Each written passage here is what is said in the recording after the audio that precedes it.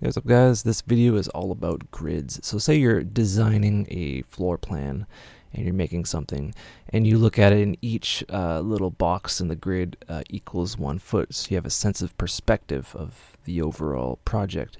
In Ableton, it's basically the same idea. Each little block represents a unit, and that unit is dictated by this guy right here. So 1 1, what does that mean?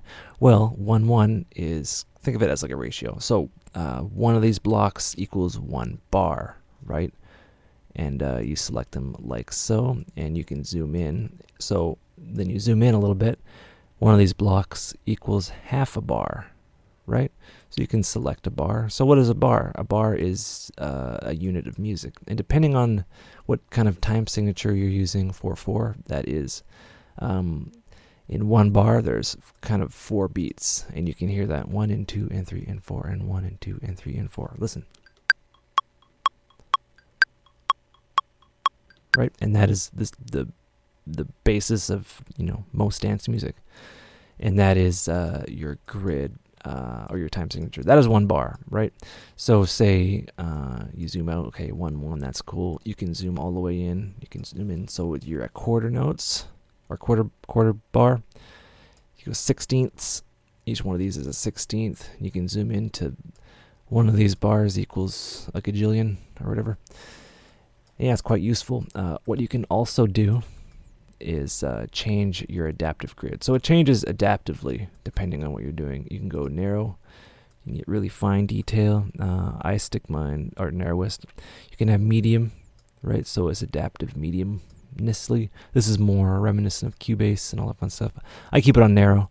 You can also select whatever you want. So if you want each of these to be, each block to be 1 bar, absolutely, no matter what, you select 1 bar.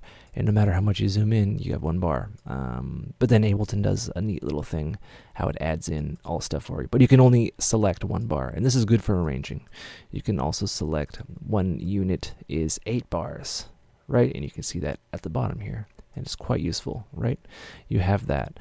So we'll go back to narrow, and I will add, I'll add a MIDI track. So I want to add a MIDI track. So down here, I will get rid of myself. I'll be back though. Down here, we see that we have 1/64th. It's the same basic idea. Each one of these blocks is a 64th. You can right click and say if you only want to use 16ths or 8ths for that pluckiness, you can select that. And when you add things in, you only have that, which is the 16th or whatever. You can switch it around. You can have 16ths, and yeah, it's all in time and it syncs quite well. So it's all based around 1 bar, and each bar has 4 beats, and the speed of your track is dictated in beats per minute. So that gets kind of confusing. It's not like bars per minute, but it's beats per minute. But I assume you already knew that. For this, you can change the grid. You can go 1 bar. You can go 32 each grid. Each block is a 32nd.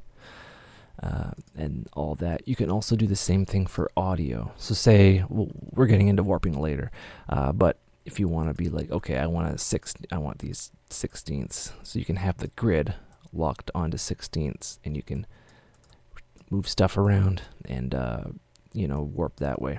But I don't know why I'm showing you warping. It's kind of beyond the scope of what we're doing right now, but that's pretty much your grid. It's the unit of measurement that you're using, and how tracks are basically arranged, right? So you can select, okay, I want to select 1 bar, right? You select 1 bar, and you'll loop that, and you say, okay, this is a bar, cool. And then you can go, okay, well, what's a quarter note or a quarter of a bar? Okay, each one of these is where the kick comes in, doom, doom, doom, doom, right? And you go, okay, I can refine that, and it helps you. You go 16ths, you can add like a weird shuffle. You can, do all that fun stuff. And then once you're there, you can turn that into like your loop or your audio, and then you can bring that into each one of these units is 4 bars or 8, And then you can make 16 bar kind of loops and phrases for your DJ kind of stuff, and it helps you create tracks and stuff like that.